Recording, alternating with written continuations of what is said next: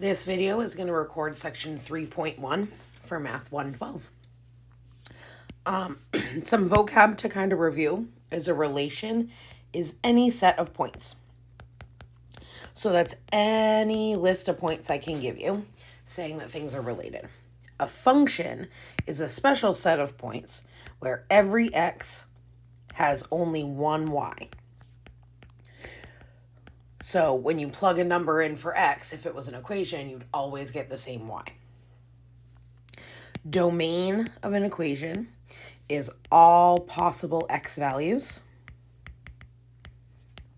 And the range of a function or a relation is all possible y values.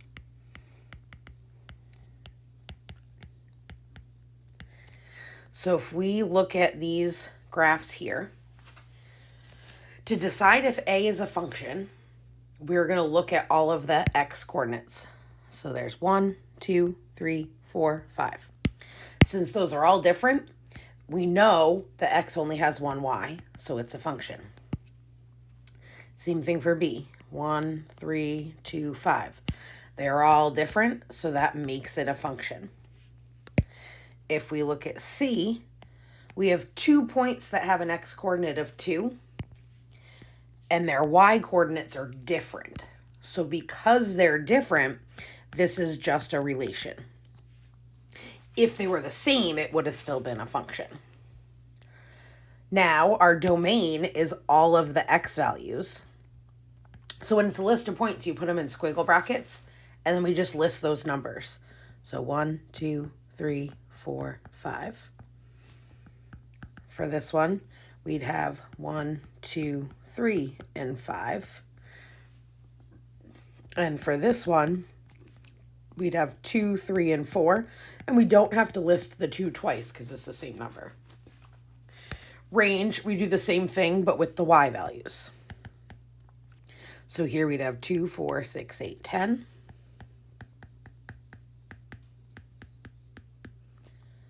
For b, we'd have 5, 4, and 2, so 2, 4, 5.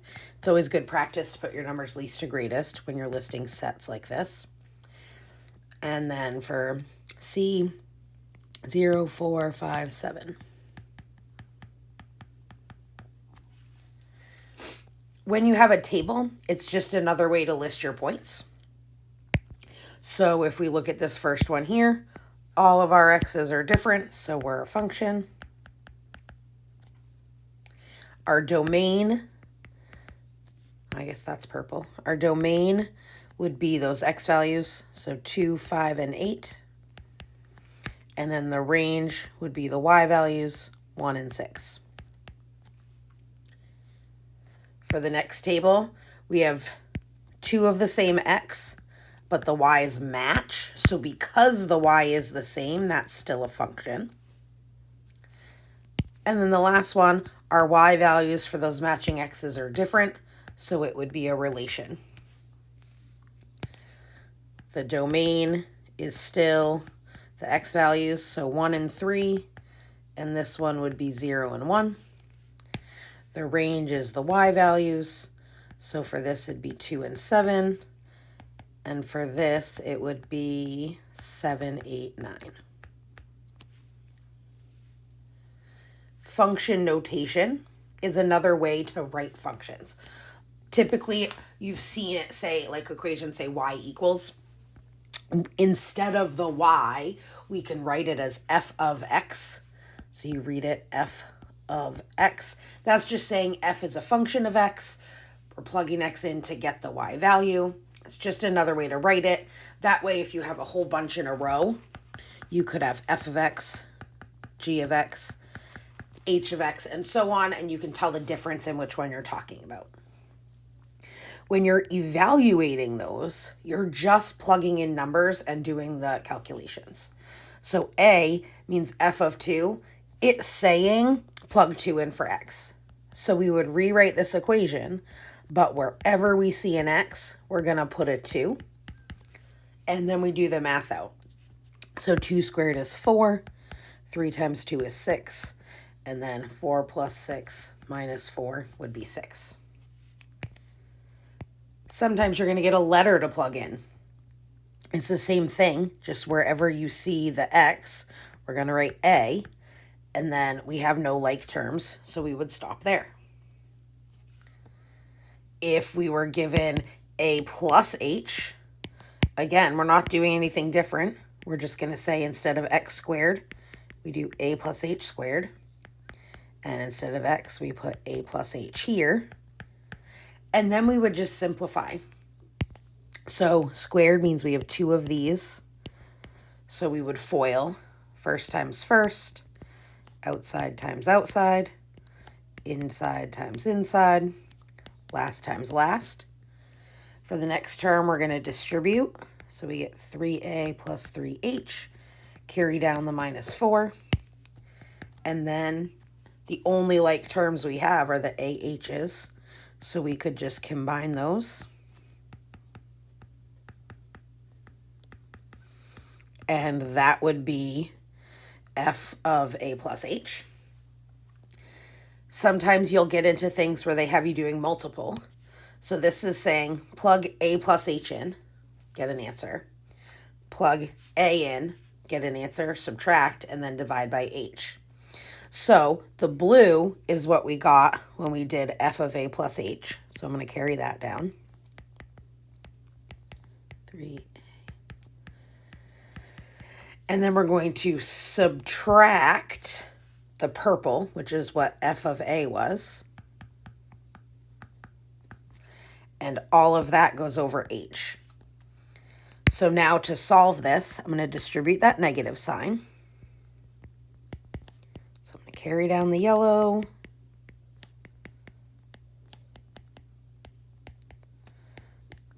And then, distribute.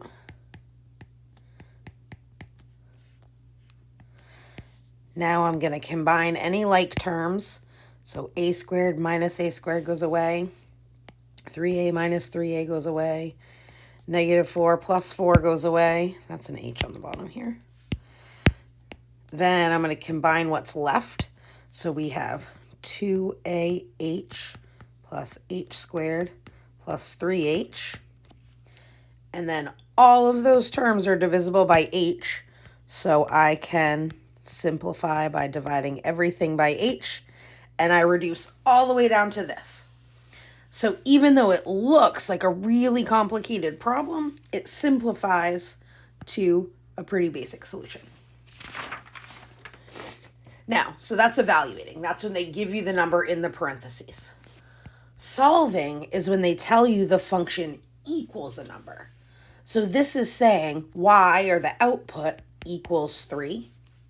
So it's telling you to take the equation and set it equal to 3. And then solve. So we would subtract 3 from both sides.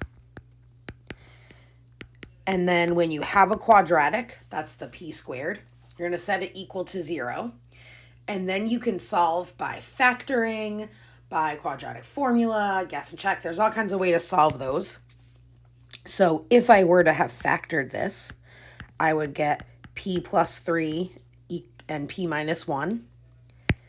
And setting each of those equal to 0, my answers would be negative 3 and positive 1.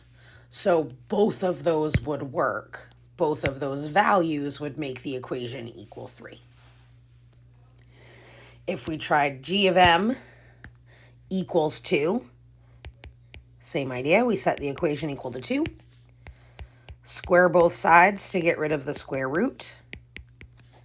And then add 4 to both sides, and we get m equals 8. That's algebraically or analytically. Those are the words that you're going to see. If you have a table, then when the number's inside, you're just going to look for the n for this one. And then when the number's the equals, you're going to look for g of n. So g of 3, we find 3 up here. The equation equals 7.